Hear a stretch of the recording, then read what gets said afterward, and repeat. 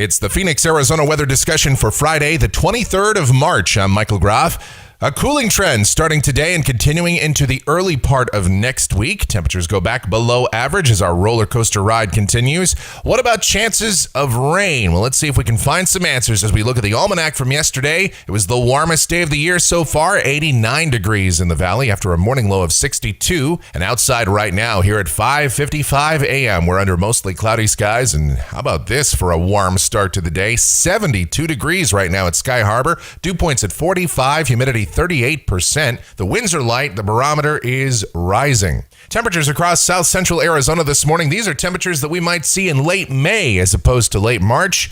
Mid-60s in the cool spots like Buckeye, where it's 65, but it's in the low 70s for many of us here in the urban core.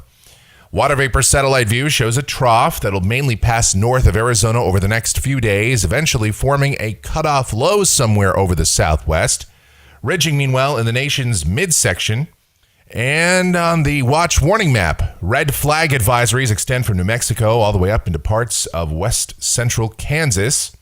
Meanwhile, winter storm warnings from around Chicago, north and westward through Minnesota and North Dakota.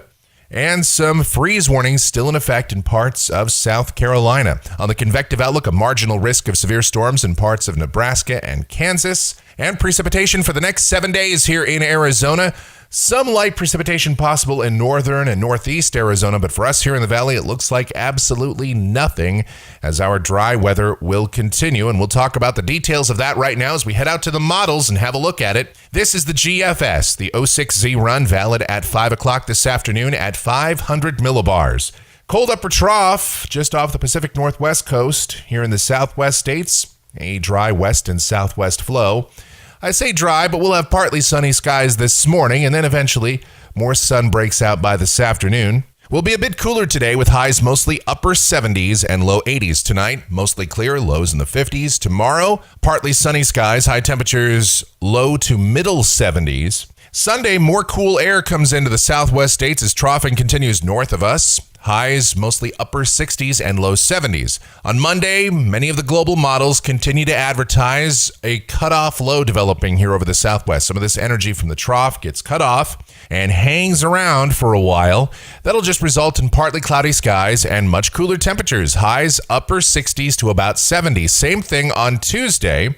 Maybe an isolated shower or two across northern Arizona, but at this point, it looks dry as the cutoff low will mainly be to our south and east as opposed to south and west, so we won't see any decent moisture advection in here. Wednesday looks mostly sunny with high temperatures recovering back to the low and middle 70s. Thursday, mid and upper 70s as that low begins to move off to the east and we start to come under the influence of a ridge well off the west coast.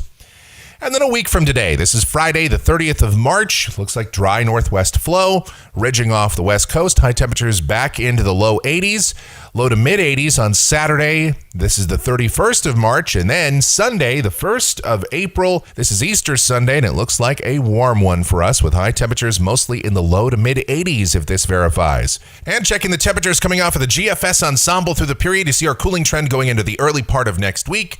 And then temperatures recover quite quickly back up into the 80s as we close out the month of March and head on into April.